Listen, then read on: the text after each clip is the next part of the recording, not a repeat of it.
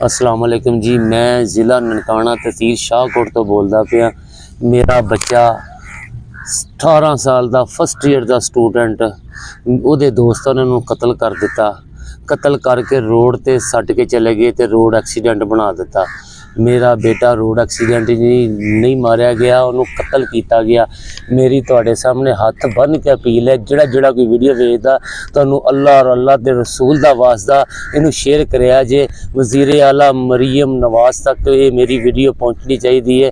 मेरे बच्चे नू मार के फस्ट ईयर के 18 साल के जवान बच्चे नू उन्होंने मेरे बच्चे नू मार के ते रोड ते सट के चले गए। मेरे को पूरे सबूत है। मैं तुहानू मेरी पूरी वीडियो देखनी है। मैं मारन तो बाद उन्हां दे एक दोयां दे वॉइस मैसेज मेरे कोल आ, जिहड़े तुसीं ओहदी ज़बानी उन्हां ज़बानी तुसीं सुनने ने। तुहानू खुदा दा वास्ता मेरी वीडियो नू शेयर करके वज़ीर आला पंजाब मरीम नवाज साहबा तक पहुँचाना। मैं 2 महीने हो गए, मैं दर बदर दियां ठोकरां खा के पूरे फिर के मैं थक गया। मैं तुहाडे अगे अपील करना, तुहानू खुदा दा वास्ता कि मेरी जिहड़ी वीडियो मरीम नवाज तक पहुँची गई थी। मेरे पुत्र नू घरों लैके गए 7 बजे सुबह, 8:30 बजे मैं हस्पताल च उहदी डेड बॉडी रिसीव की है। उत्थे मार के सट के घरों घरी चले गए। सानू दसिया भी नहीं उन्होंने उन्होंने घर वाले भी नहीं दसिया। मैं हस्पताल पहुँची, हस्पताल वाले कहते कि 1 घंटा तू लेट हो जाता, असी लवारस करके उन्होंने दफना देना सी। उन्होंने लवारस करके उन्होंने दफना देना सी। मेरे पुत्र नू उन्होंने बन के उत्थे मेरे पुत्र के पैर बन के आ देखो, मेरे पुत्र के पैर बन के ते रोड ते एक साइड ते सट के, और वेखो एक चप्पल पैरों च पई है, एक उहदे नाल रखी हुई। मेरे पुत्र नू बन के ते चले गए। मेरे पुत्र नू जिथे सट के गए आ, उत्थे मेरे पुत्र नू जिथे सट के गए आ खुल्ले वाले का डेटा वा, खुले शाहकोट टूल प्लाजा ते खुल्ले वाले का डेटा नू पूरा रोड ते सट के गए। मेरे पुत्र का डेटा तुहानू खुदा दा वास्ता जे, तुहानू नबी दा वास्ता जे कि मेरी जिहड़ी वीडियो इन्नी क वायरल कर दिओ कि वज़ीर आला मरीम नवाज साहबा तक पहुँचनी चाहिए है। मैनू कोई इंसाफ नहीं मिलिया। तफ्तीश तब्दीली का सर्टिफिकेट अज 15 दिन हो गया, मैं दर बदर दियाँ, मेरे बच्चे की तफ्तीश नहीं हो रही है। मैनू नोटिफिकेशन जारी होया। तुहानू खुदा दा वास्ता जे, तुहानू तुहाडे नबी दा वास्ता जे कि मेरी वीडियो नू वायरल कर दिओ, इन्ना कि मरीम नवाज तक पहुँचनी चाहिए है। मैं उन्हां दी ज़बान च मैं तुहानू उन्हां दे वॉइस मैसेज तुहानू सुनाना वा। ये मेरी वीडियो नू पूरी नू सुनिया जे, देखिया जे कि मेरे पुत्र का एक्सीडेंट होया या मेरे पुत्र का मर्डर किया गया। ढिल्ली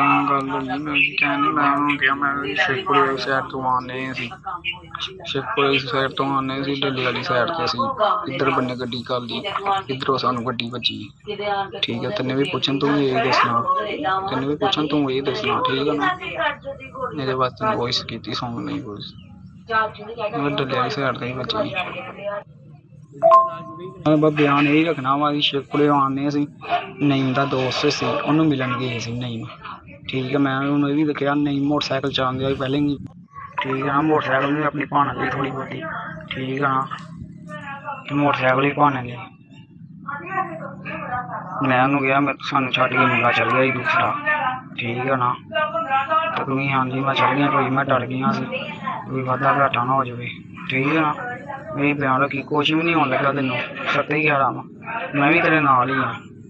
ठीक है ना, मैं हूँ झूठ बोलिया, हूँ झूठ चंगा ही बोलीए। ठीक है, मैं उन्हें कहना शिवपुरे शहर तो आने से बाद च नहर पर आ गया ना, परले बन्ने कर लिया मोटरसाइकिल। उत्तर सानू ट्रैक बजे एक ने सैर सानू मारी, दूसरा साढ़े उपर चढ़ गया। कहना मोटरसाइकिल क्यों बची, मोटरसाइकिल खराश भी नहीं आई। ठीक है ना, तो मोटरसाइकिल भी तोड़ भन गई पिछों जितों बची सी। ठीक है, हाँ बयान यही दमी भाई टुटी साइड से आने सानू ट्रैक बचा। मैं नहीं गया, ठीक है ना, मेरी टुटी साइड अभी आने साढ़े ट्रैक बचा। ठीक है, मैं क्या मैं उत्थे 20 मिनट पे आ गया लम्मा, दूसरा मुंडा चल गया। ठीक है, तू यही बयान रखी तो कोई नहीं, कोई रौला नहीं होता गया करे। बाकी है जो कुछ है तुम मौके गल, तो तुम यही रखी, कोई गल नहीं। मोटरसाइकिल पूछन दे, मोटरसाइकिल बरामद कराओ, मोटरसाइकिल भी तोड़ भन दमी थोड़ा। ठीक है ना, मोटरसाइकिल भी भन ली, पहले भी मोटरसाइकिल बच गई है। बंदे ਠੀਕ ਹੈ ਨਾ। ਮੋਟਰਸਾਈਕਲ ਥੋੜੀ ਬਹੁਤੀ ਭੰਨ ਗਈ, ਆਪਣੀਆਂ ਪੱਟੀਆਂ ਕਰ ਲਈ ਥੋੜੀਆਂ ਬਹੁਤੀਆਂ, ਠੀਕ ਹੈ ਨਾ। ਬਿਆਨ ਨਹੀਂ ਰੱਖੀ ਪਰਲੀ ਸਾਈਡ ਤੇ, ਮੈਂ ਉਹਨੂੰ ਇਹ ਕਿਹਾ ਸੀ ਨਹਿਰ ਦੇ ਲੱਗੇ ਪਰਲੀ ਸਾਈਡ ਤੇ ਘਰ ਲਈ ਸੀ, ਉਧਰ ਬੰਨੇ ਪਾਣੀ ਖਲੋਤਾ ਸੀ, ਪਰਲੇ ਬੰਨੇ ਮੈਂ ਕਿਹਾ ਇਹ ਸ਼ੇਖੂਰੇ ਆਉਣ ਨਹੀਂ ਸੀ, ਠੀਕ ਹੈ ਵੀ ਬਿਆਨ ਨਹੀਂ ਰੱਖੀ ਤੇ ਸ਼ੇਖੂਰੇ ਅਸੀਂ ਆਉਣ ਨਹੀਂ ਸੀ, ਠੀਕ ਹੈ ਨਾ। ਹਾਂ ਉਹਨੇ ਕੋਈ ਬਿਆਨ ਦੇਵੇ ਕੁਛ ਵੀ ਨਹੀਂ ਹੋਣਾ, ਲਾ ਕਰਕੇ ਉਹਨਾਂ ਮੁੰਡਿਆਂ ਦੇ ਵਾਇਸ ਮੈਸੇਜ ਤੇ ਤੁਸੀਂ ਸੁਣ ਲਏ ਹੋਣੇ ਆ, ਜਿਹੜਾ ਰਾਣਾ ਅਹਿਮਦ ਰਸਾਮਾ ਨੂੰ ਕਹਿਣ ਡਿਆ ਕਿ ਮੋਟਰਸਾਈਕਲ ਵੀ ਤੋੜ ਭੰਨ ਦੇਈ ਤੇ ਆਪਣੇ ਆਪ ਨੂੰ ਪੱਟੀਆਂ ਵੀ ਕਰਾ ਲਵੀਂ ਹੈਂ ਜੀ, ਤੇ ਸੱਤੇ ਹੀ ਖੈਰਾਂ ਨੇ ਝੂਠ ਮਾਰੀਏ ਤੇ ਵੱਡਾ ਹੀ ਮਾਰੀਏ।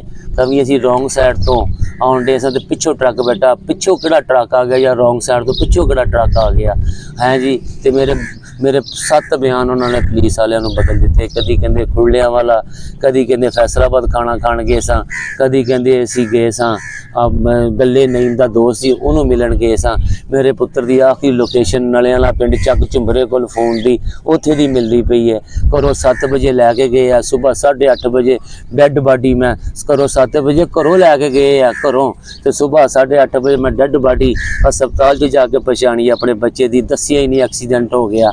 ਘਰੋਂ ਕਰੀ ਆ ਗਏ, ਇੱਕ ਫੈਸਲਾਬਾਦ ਚਲਾ ਗਿਆ, ਇੱਕ ਘਰ ਆ ਗਿਆ ਹੈਂ ਜੀ। ਇਹਨਾਂ ਨੇ ਨਾ ਬਹੁਤ ਜ਼ੁਲਮ ਕੀਤਾ। ਤੁਹਾਨੂੰ ਤੁਹਾਡੇ ਨਬੀ ਦਾ ਵਾਸਤਾ ਜੇ, ਤੁਹਾਨੂੰ ਤੁਹਾਡੇ ਅੱਲਾ ਦਾ ਵਾਸਤਾ ਜੇ, ਤੁਹਾਨੂੰ ਖੁਦਾ ਦਾ ਵਾਸਤਾ ਜੇ ਕਿ ਇੰਨੀ ਕੁ ਵਾਇਰਲ ਵੀਡੀਓ ਕਰ ਦਿਓ ਕਿ ਮਰੀਮ ਵਜ਼ੀਰੇ ਆਲਾ ਪੰਜਾਬ ਮਰੀਮ ਨਵਾਜ਼ ਤੱਕ ਮੇਰੀ ਵੀਡੀਓ ਪਹੁੰਚਣੀ ਚਾਹੀਦੀ। ਮੇਰਾ ਜਵਾਨ ਬੱਚਾ ਫਸਟ ਈਅਰ ਦਾ ਸਟੂਡੈਂਟ, ਇਹਨਾਂ ਨੇ ਮੇਰਾ ਪੁੱਤਰ ਮਾਰ ਦਿੱਤਾ ਲਿਜਾ ਕੇ, ਸੱਚੀ ਗੱਲ ਵੀ ਨਹੀਂ ਦੱਸੀ।